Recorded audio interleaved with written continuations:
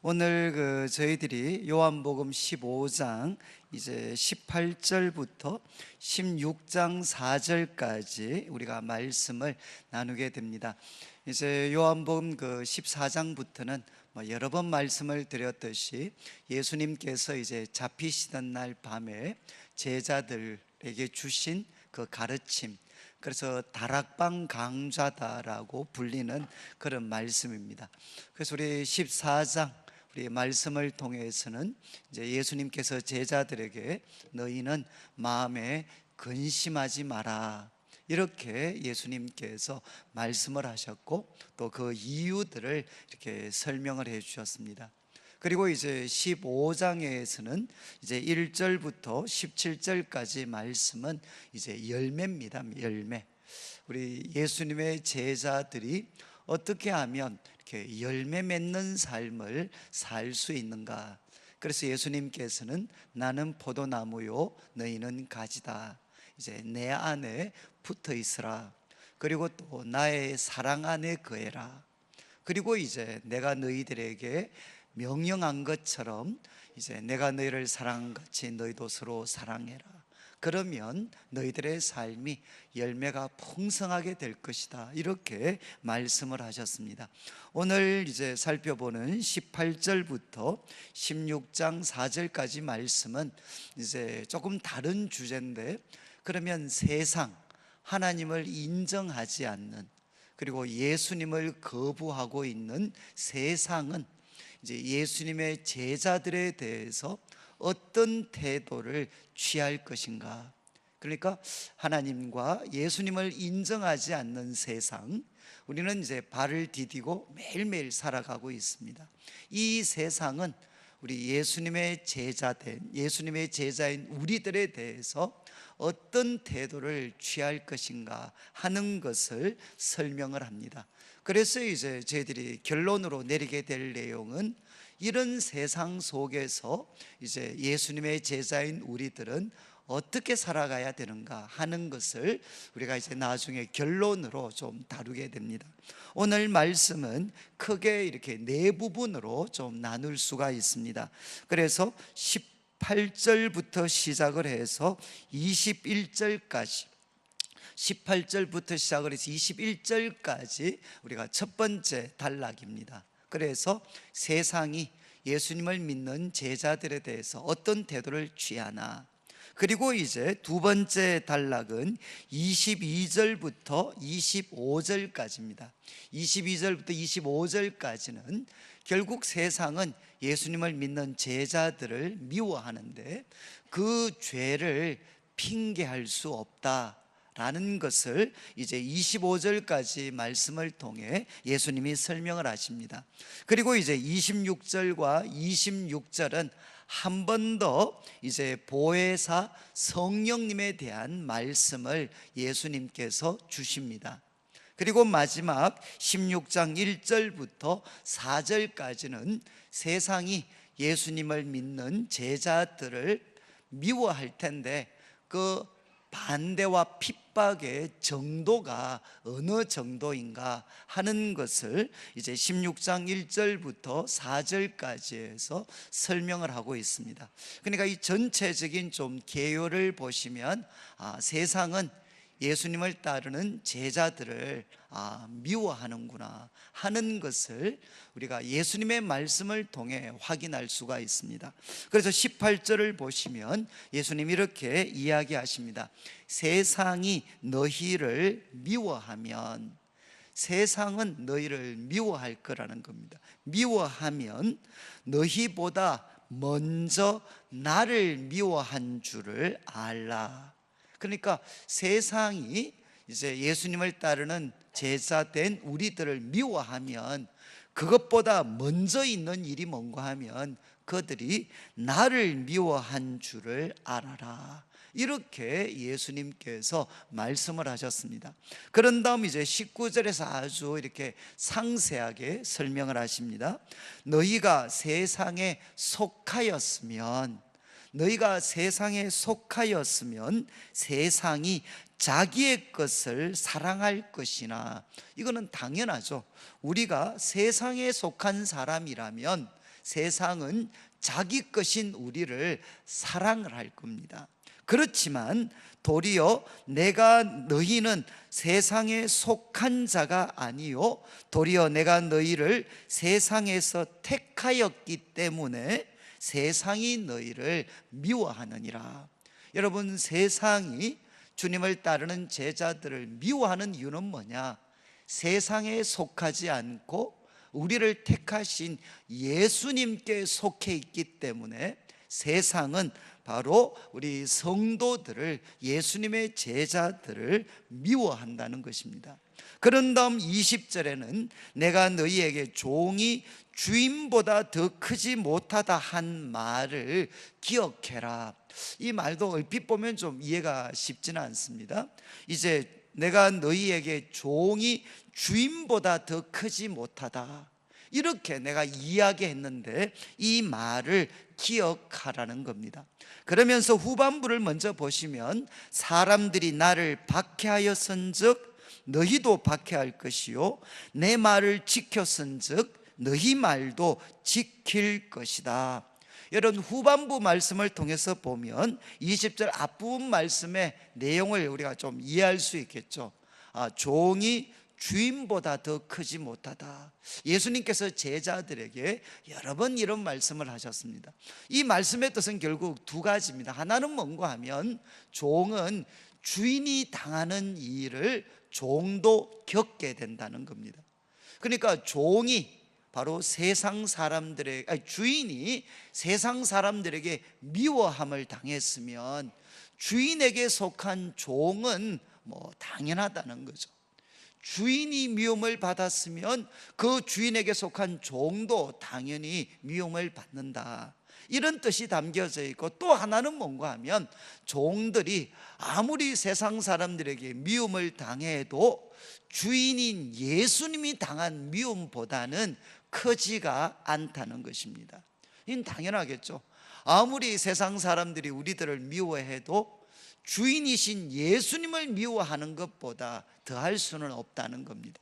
그래서 예수님께서는 이제 종이 주인보다 크지 못하다는 말을 기억하고, 사람들이 나를 박해하였은즉 너희도 박해할 거고 또 내 말을 지키면 너희 말도 지킬 것이다. 그래서 21절에 그러나 사람들이 내 이름으로 말미암아 이 모든 일을 너희에게 하리니 이는 나를 보내신 이를 알지 못함이라. 그러니까 하나님을 인정하지 않는 세상 사람들이 예수님을 따르는 우리 성도님들을 미워하고 박해하는 것은 무엇 때문이냐? 예수님의 이름 때문이라는 겁니다. 그러니까 세상은 예수님을 따르는 제자들을 미워하고 적대적이고 또 박해한다는 겁니다. 저는 이제 이 말씀 여러분들이 좀 들으시면 어떤가요? 좀 들으시면서 혹시 마음에 내가 속은 것 같다, 이런 생각 가지시는 분들 없나요? 나는 예수님 믿으면 이렇게 잘 된다고 해서 복 받는다고 해서 한번 믿어보려고 했는데 아니 세상이 미워한다 그러면 내 생각하고는 좀 다른 것 같다, 아마 그런 어떤 마음을 가지신 분들이 계실지 모르겠습니다. 그리고 우리 성도님들이 이 말씀을 지금 이렇게 쭉 들으시면서 그래 맞아, 이 말씀은 정말 맞는 말씀이야, 이렇게 좀 은혜가 되시나요? 아니면 좀 낯설게 들리시나요? 저도 이제 이 말씀을 이렇게 좀 준비하면서 세상이 너희를 이렇게 미워하면, 그리고 예수님의 이름 때문에 우리를 미워하고 박해하고 적대적이다, 여러분 이런 말씀을 들으면 저 자신도 좀 이렇게 낯설게 들릴 거예요. 낯설게. 그런데 이제 제가 이제 한번 요번에 명절이고 해서 제가 과거에 어렸을 때 제가 이제 우리 할머님께서 이제 제가 그 손자니까, 큰 손자니까 저를 데리고 이제 부흥회를 많이 다니셨습니다. 그래서 저는 어렸을 때 하여간 이 할머니랑 부흥회 갔던 기억이 많이 있습니다. 그런데 부흥회를 가면 이제 첫 번째는 뭐죠? 아무리 자고 일어나도 설교가 끝나질 않아요. 그래서 제가 끝에 상처를 너무 많이 받았어요. 그래서 아무리 자도 아직도, 좀 죄송한 말씀인데 목사님은 떠들고 계셨어요. 그래서 저 언제 끝나나. 그런데 이제 또 한 가지 제가 그때 들었던 설교, 이제 뭐 졸다가 지쳐서 한 번씩 듣지 않습니까? 그러면 어린 마음에도 들었던 설교의 거의 대부분은 뭔가 하면 예수님 믿는 것 때문에 핍박받았던 이야기.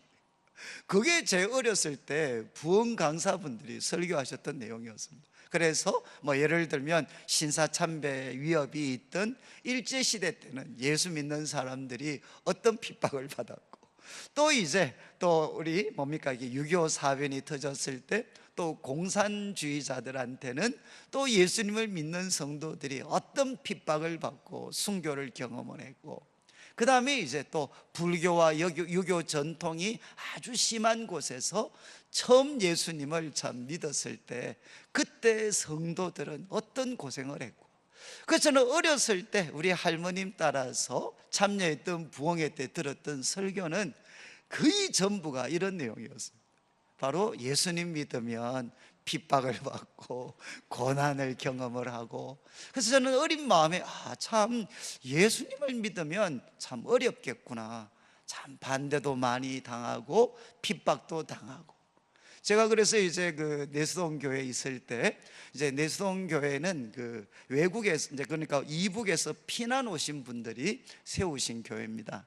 그래서 이제 아주 연조들이 높으신 분들인데, 근데 이제 그때 저희들이 명절이 되면 우리 지금 이제 원로 목사님이 되신 박희천 목사님께서 항상 이제 이야기하셨던 전설 따라 삼천리에 나오는 듯한 이야기. 그러니까 이제 우리 교회 어느 한 권사님이 뭐 종갓집의 맏며느리였는데, 그런데 이제 이 소위 명절 구정이나 또 이렇게 또 추석이 되면 이제 제사를 드려야 되잖아요. 근데 맏며느리니까 그러면 이제 준비를 다 해놓고 밤이 되면 이제 그 명절 전날 밤에 이분이 이제 탈출하시는데요. 그래서 이제 탈출해서 이제 그 제사 다 끝나고, 명절 제사 다 끝나고 나면 그 다음에 집에 오셔요. 그러면 어떻게 되겠습니까? 이제 난리가 나죠. 종갓집 맏며느리가 준비 다 해놓고 사라져가지고 없어졌다가 그 다음에 이제 제사 다 끝나고 들어오면 그 남편이 어떻겠습니까? 그래서 하루는 이 남편이 참다 못해가지고 낮자로 낫을 들고 들어오셨어요. 그래가지고 내 오늘 이 옆에 내 발을 잘라버린다, 다시는 도망 못 가도록. 그래서 이제 낫을 들고 들어와서 막 눈은 세목걸로 해가지고 들어오셨는데, 자르려고 이렇게 했는데 그 부인이 뭔가 이렇게 다시는 안 그렇게 뭐 살려달라 이렇게 사정해야 되는데, 그 권사님께서 잘라봐라 하면서 다리를 내밀으셨어요. 그러니까 그 남편 되시는 분이 충격을 받아가지고 바로 뒤로 쓰러지셔가지고, 그래서 이제 이분 다리도 안 잘리고 그 후에 얼마 있지 않아서 이제 이분이 교회를 나오시게 됐어요. 그래서 이제 그분이 바로 저 집 사다 이제 우리 이장 목사님께서 설명을 해주셨어요. 저는 참 과거에는 이런 간정들이 우리 한국 교회 가운데 넘쳐났습니다. 그러니까 예수님 믿어서 어떤 핍박을 받았고 어떤 고난을 당했고, 그렇지만 그것을 참 견뎌내서 바로 이 귀한 믿음을 그 후손들에게, 다음 세대에게 전해주었던 그런 우리가 말씀들을 많이 들었습니다. 그런데 이제 제가 볼 때는 한 1, 20년 상간에 이 한국 교회에서 강조점이 달라져 버렸습니다. 예수님 믿으면 핍박을 당하고 또 하나님을 인정하지 않는 세상으로부터 미움과 박해를 당한다는 가르침은 이제 찾기가 어렵고, 예수님 믿으면 복을 받는다 라는 가르침으로 이게 많이 바뀌어져 버린 것 같아요. 그래서 저는 지금도 우리 성도님들한테 가끔 연락을 받으면 항의 아닌 항의를 받는 그런 제목들이 뭔가 하면 다 이겁니다. 왜 예수님 잘 믿는 나한테 이런 고난과 반대가 있습니까? 이런 질문들이 참 많이 있습니다. 그런데 성경을 보면 여러분, 예수님을 따르는 제자들에게는 항상 복이 있고 환영이 있고 기쁨이 있고 성공이 있다고 이야기하지 않습니다. 세상에서 우리 성도들은 어떤 대접을 근본적으로 받느냐? 세상은 너희를 미워할 거라는 겁니다.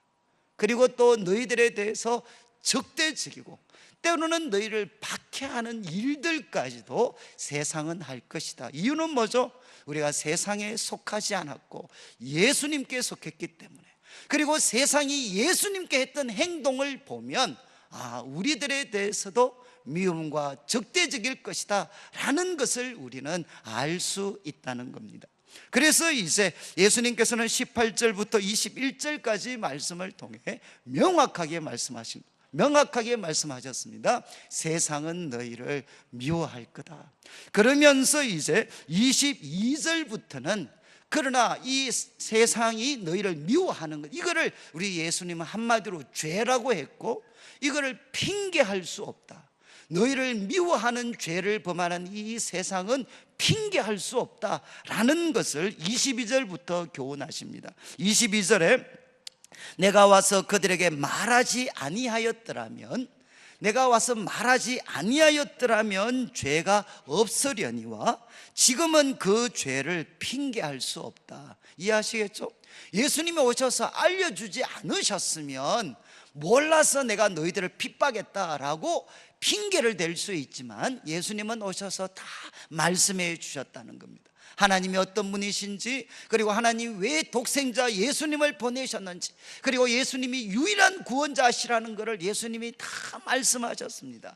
그럼에도 불구하고 그들은 예수님을 미워하고 그를 따르는 사람들에 대해서 적대적이었기 때문에 그 죄는 핑계할 수 없다. 그리고 또 이제 24절을 보시면 내가 아무도 못한 일을 그들 중에서 하지 아니하였더라면 그들에게 죄가 없었으려니와. 무슨 말씀인지 아시겠죠? 예수님은 그들에게 놀라운 표적과 기적들을 행하셨습니다.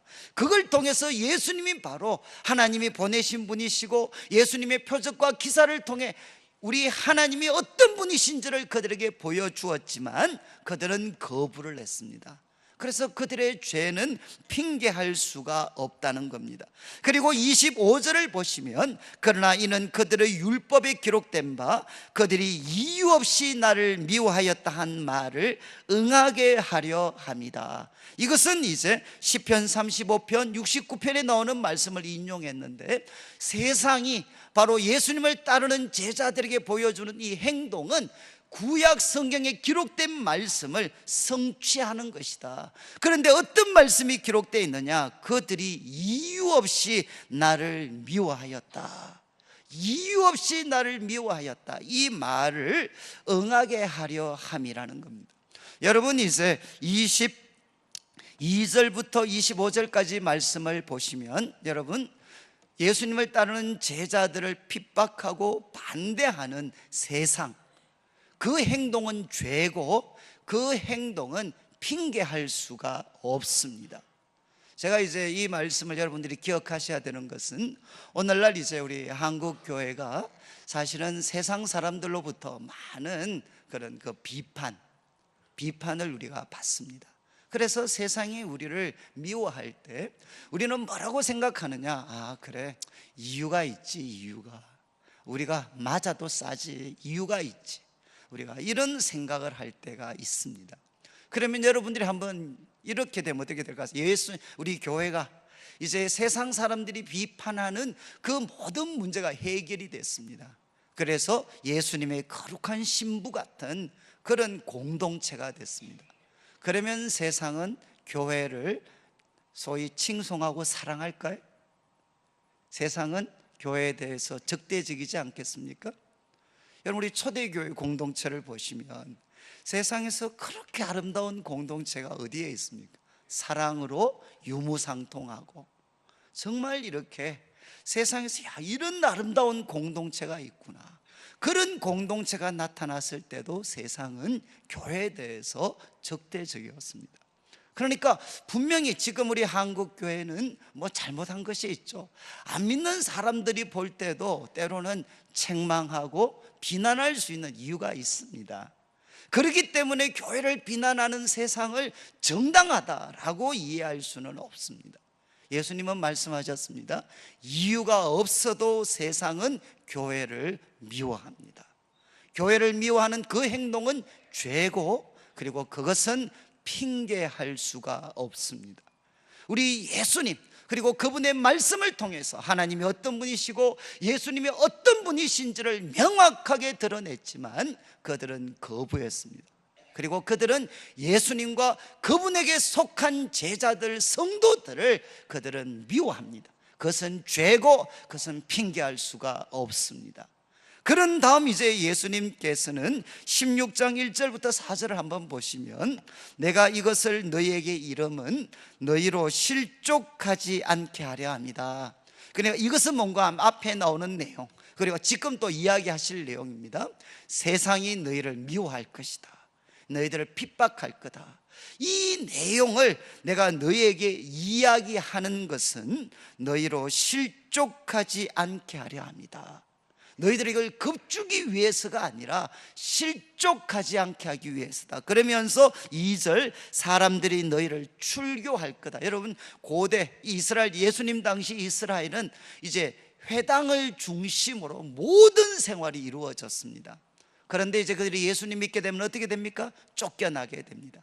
그 가문에서 쫓겨나게 되어서 모든 사회생활을, 정상적인 사회생활을 할 수가 없습니다. 그게 출교입니다. 출교. 그래서 사람들이 너희를 출교할 거고 때가 이르면 물은 너희를 죽일 것이다. 그런데 죽이는 자가 생각하기를 이것이 하나님을 섬기는 일이다라고 생각할 거라는 거죠. 여러분, 이런 일이 있을 수 있을까 생각하실 수 있지만 사도행전 보면 어떻습니까? 스데반이 바로 이런 일을 당했습니다. 그리고 또 청년 사울이 다메섹 도상에서 예수님을 만나기 전에 그가 했던 행동이 바로 이런 것이었죠. 예수님을 믿는 자들을 잡고 쫓고 죽이는 것이 하나님을 섬기는 거라고 그는 생각을 했습니다. 이런 반대를, 이런 고통을 우리 성도들이 당할 것이다. 그리고 3절, 그들이 이런 일을 할 것은 아버지와 나를 알지 못하기 때문이다. 그리고 4절에 오직 너에게 이 말을 한 것은 너희가 그때를 당하면 내가 너에게 말한 이것을 기억나게 하려 합니다. 내가 왜 이 말을 했느냐? 그때를 너희도 당할 텐데 그때 기억나게 하려고, 이 말을 기억나게 하려 합니다. 그리고 처음부터 하지 않은 것은 내가 너희와 같이 있었기 때문이다. 여러분, 이제 16장 1절부터 4절까지는 예수님을 믿는 성도들은 예수님을 인정하지 않는 세상으로부터 우리들의 생각보다는 꽤 심한 그런 박해와 고통을 우리는 당할 것이라는 겁니다. 그런데 이것을 알아야 된다는 거죠.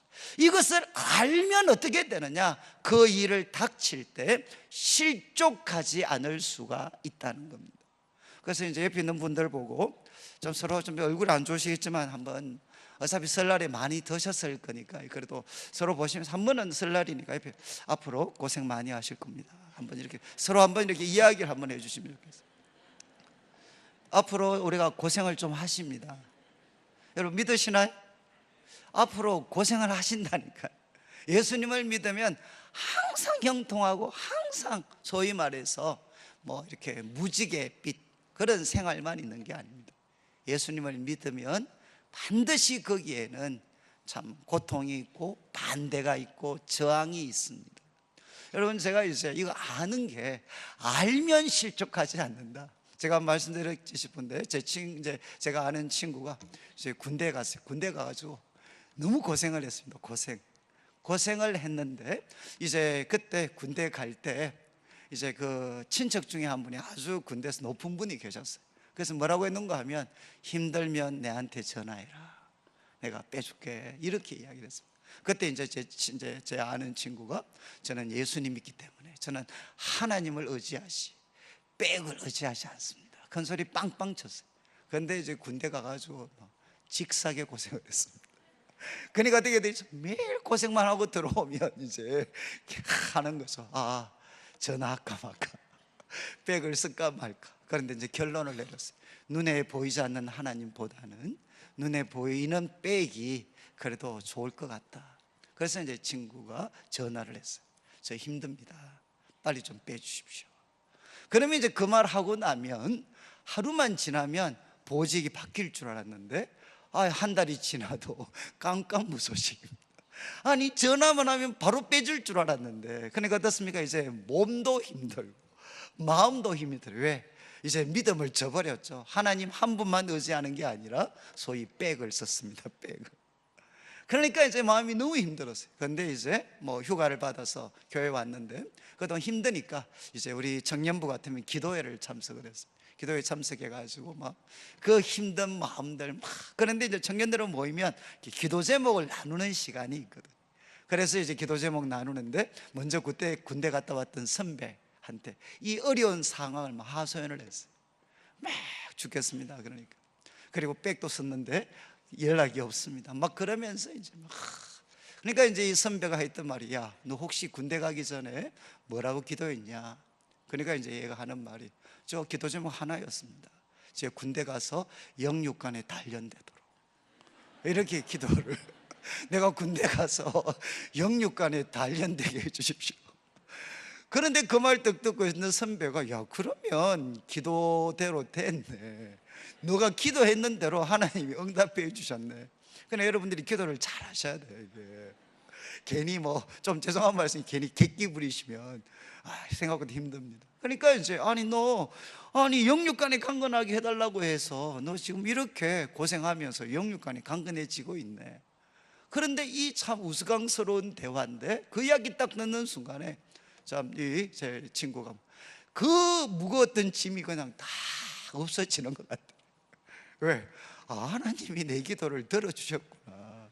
하나님이 나를 포기하시는, 사랑이 없다거나 능력이 없어서 이런 일이 생긴 게 아니라 내가 기도했는 대로 하나님이 나를 영육간에 강건하게 하시기 위해서 이렇게 고생시키셨구나. 그러니까 정말 마음이 너무너무 홀가분했다. 그래서 이제 군대에 가서 다시 복귀해가지고 여전히 이제 뭐 고된 생활을 했죠. 그런데 하나도 힘들지를 않더래요. 하나님이 내 기도에 응답해 주셔서 여기서 영육간이 강건해져야지.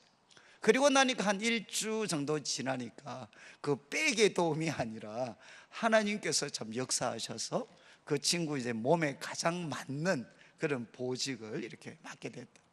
저는 참 이 친구 이야기가 듣고도 생각이 나는 게, 여러분 그냥 내가 지금 이렇게 고생하지만 이게 바로 하나님이 말씀하신 대로 또 내가 기도했는 대로 됐구나 하는 것만 기억해도, 생각이 나도 어떻습니까? 우리는 실족하지를 않습니다.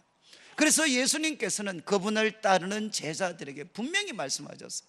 여러분, 우리들의 삶에는 항상 축복, 만사형통, 그리고 또 장밋 무지갯빛 그런 인생만 있는 것이 아니라 우리는 예수님께 속한 사람인데 예수님을 거부하는 세상 속에 살고 있으니까 우리들의 삶에는 반드시 저항이 있고 미움이 있고 이유 없는 어려움이 우리들의 삶에 다가오게 됩니다. 자, 그러면 이런 세상 속에서 우리 성도들은 어떻게 살아야 되겠습니까?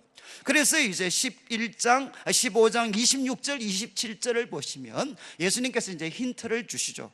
그리고 다음 주 말씀에서 한 번 더 강조를 하실 텐데 26절을 보시면, 내가 아버지께로부터 너희에게 보낼 보혜사 곧 아버지께로부터 나오시는 진리의 성령이 오실 때 그가 나를 정언하실 것이요 너희도 처음부터 나와 함께 있었으므로 정언하느니라. 여러분, 이 말씀을 보면 이런 적대적인 세상, 우리를 미워하는 세상 속에서 어떻게 우리는 살아가야 되느냐? 분명한 것은 무엇입니까? 성령의 도우심을 의지해야 됩니다. 우리들의 힘으로 이길 수가 없고 성령의 도우심을 의지해야 된다는 겁니다. 이제 우리 말씀을 한 구절 좀 다 같이 찾겠는데, 마태복음 10장 우리 16절부터입니다. 이제 오늘 우리가 살펴보는 이 말씀은 예수님께서 종말에 대한 가르침이나 여러 가르침들을 통해서 오늘 나왔던 가르침들이 군데군데 나와 있습니다.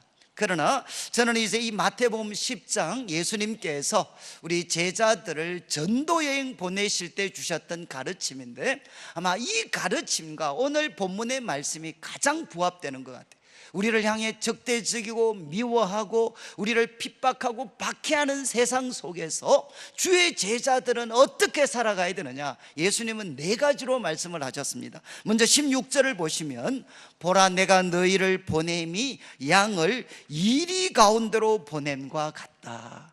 여러분, 우리가 살고 있는 세상, 여러분 우리 성도님들의 상황은 어떤 상황이냐? 이리 가운데 보내진 양과 같다는 겁니다. 우리 주위에는 이리들이 덕실거리고 있다는 거죠. 그러면서 이제 유명한 말씀이죠. 뱀같이 지혜롭고 비둘기같이 순결해라. 그러면서 이제 17절에 구체적으로 설명을 하십니다. 사람들을 삼가해라. 야, 사람들 정말 조심해야 돼. 사람들 조심해. 왜냐하면 그들이 너희를 공회에 넘겨주겠고 그들의 회당에서 채찍질할 거다. 너희가 나로 말미암아 총독들과 임금들 앞에 끌려갈 것이다. 예수님이 말씀하셨던 것처럼 너희들은 공회로, 그리고 회당에서 쫓겨나고 공회에 넘겨지고, 그리고 또 임금들 총독들 앞에 끌려가게 되고, 이런 극심한 그런 핍박을 경험할 거라는 겁니다. 그런데 19절을 보시면 너희를 넘겨줄 때 어떻게 또는 무엇을 말할까 염려하지 마라. 그때 너희에게 할 말을 줄 거다. 우리가 임금, 총독, 그리고 회당에서 공에서 채찍질 당할 때 사람들은 우리들의 입에서 나오는 말, 너 왜 그렇게 사느냐, 이렇게 우리들에게 이야기하겠죠. 그런데 예수님이 말씀하셨습니다. 염려하지 마라. 그러면서 20절, 말하는 이는 너희가 아니라 너희 속에서 말씀하시는 이 곧 너희 아버지의 성령이니라. 여러분, 적대적인 세상 속에서 우리는 어떻게 살아야 되느냐? 우리 속에 누가 계시느냐? 성령님이 계십니다. 우리 속에 계신 성령님의 도우심을 의지해서 살아야 된다는 겁니다. 그런 다음 두 번째, 이제 21절, 장차 형제가 형제를, 아버지가 자식을 죽는 데 내주며 자식들이 부모를 대적하여 죽게 하리라. 또 너희가 내 이름으로 말미암아 모든 사람에게 미움을 받을 것이나. 예수님 말씀 그대로죠. 모든 사람들에게 내 이름 때문에 미움을 받을 거다. 그리고 가족 혈육들한테도 미움을 받을 거다. 그런데 뭐라고 말씀하셨습니까? 끝까지 견디는 자는 구원을 얻으리라. 어떻게 우리는 살아야 되느냐? 끝까지 견뎌야 된다는 겁니다. 그리고 이제 24절을 보십시오. 제자가 그 선생보다 또는 종이 그 상전보다 크지 못하니, 제자가 그 선생 같고 종이 그 상전 같으면 조카도다. 앞에서 요한복음에 이렇게 나왔었죠. 종이 주인보다 크지 못하다는 걸 기억해라. 같은 말씀입니다. 그러면서 25절 마지막, 집주인 예수님입니다. 집주인인 예수님 보고 발세불, 이거는 귀신의 왕입니다. 예수님 보고 귀신의 왕이라고 부르고 미워했으면 하물며 그 집 사람들이랴. 그러면서 26절 보십시오. 그런즉 그들을 두려워하지 말라. 이어지는 말씀, 감추인 것이 드러나고 숨은 것이 다 알려질 것이고 어두운 데서 말한 것이 다 광명한 데서 다 드러날 거다. 그러니까 뭐라고 했느냐? 그들을 두려워하지 마라. 그리고 또 28절을 보시죠. 몸은 죽여도 영혼은 능히 죽이지 못하는 자들을 두려워하지 마라. 몸은 죽이지만 영은 죽이지 못하는 사람들 두려워하지 마라. 그리고 또 29절에 참새 두 마리가 한 아살리온에 팔리는 것 아니냐? 너희 아버지가 허락하지 않으면 참새 한 마리도 땅에 떨어지지 않습니다. 그런데 너희는 머리털까지 다 세신 바 되었다. 그리고 31절 마지막에 보면 너희는 많은 참새보다 귀하니라. 여러분, 하나님의 허락이 없이는 참새 한 마리도 떨어지는 적이 없는데 우리는 누구냐? 참새보다 더 귀할 뿐만 아니라 이 하나님으로부터 머리털까지 다 세신 바 됐습니다. 그러니까 어떻게 하라는 겁니까? 두려워하지 말라는 것입니다. 여러분, 26절부터 31절까지 세 번이나 강조하는 게 뭐냐? 두려워하지 마라, 두려워하지 마라. 반드시 드러날 거고 몸은 죽여도 영혼은 죽이지 못하는 사람들 두려워하지 마라. 그리고 너희는 하나님 앞에 너무나도 귀한 자들이다. 머리털까지 다 세신받은 자들이다. 그러니까 두려워하지 마라. 이렇게 예수님 말씀을 하셨습니다.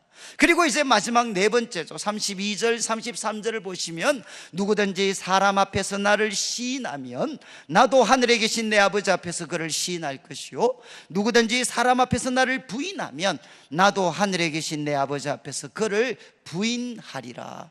결국 예수님 마지막으로 도전하시는 것은 뭐죠? 사람 앞에서 어떤 위협이 있다 할지라도 사람 앞에서 나를 시인하면 나도 하늘에 계신 내 아버지 앞에서 그를 시인할 것이다. 여러분, 사람 앞에서 나를 시인하고 더 나아가서 나를 증거하는 사람이 되라, 이렇게 예수님이 말씀을 하셨습니다. 여러분, 우리는 미움, 핍박이 있는 세상 속에서 그리스도를 따르는 제자로 살아갑니다. 어떻게 우리가 살아가야 되느냐? 예수님은 네 가지로 명확하게 말씀하셔요. 이건 여러분 꼭 기억하셔야 돼요. 네 가지. 첫 번째가 뭡니까? 우리는 어떻게 살아야 되느냐? 성령의 도우심을 의지하셔야 됩니다. 우리 속에 계시는 성령님의 도우심을 의지하셔야 됩니다. 그리고 두 번째는 끝까지 견디셔야 되고, 세 번째는 사람을 두려워하지 마십시오. 그리고 마지막 네 번째는 뭐냐? 사람 앞에서 바로 주님을 시인하고 그리고 그분을 증거하십시오. 그러면 어떻게 되느냐? 우리는 승리하게 됩니다. 제가 이제 과거에 우리 유대인들이죠, 우리하고는 조금 다르지만 우리 유대인들은 이 세상 속에서 정말 핍박을 많이 받았습니다. 그런데 그 유대인들의 이야기를 보면 정말 가슴 찡한 내용이 많아요. 그들이 정말 이렇게 핍박을 받아서 가족들, 가진 것은 말할 것도 없고 가족들까지 다 죽어갔을 때 하나 남았던 사람이 이런 유명한 기도를 했습니다. 하나님, 이 정도 하시면 좋겠습니다. 이 정도 하시죠. 그러면서 그 사람이 뭐라고 이야기했느냐? 주님, 저한테 이것보다 더 심한 것 주셔도 저 주님을 배반하지 않습니다.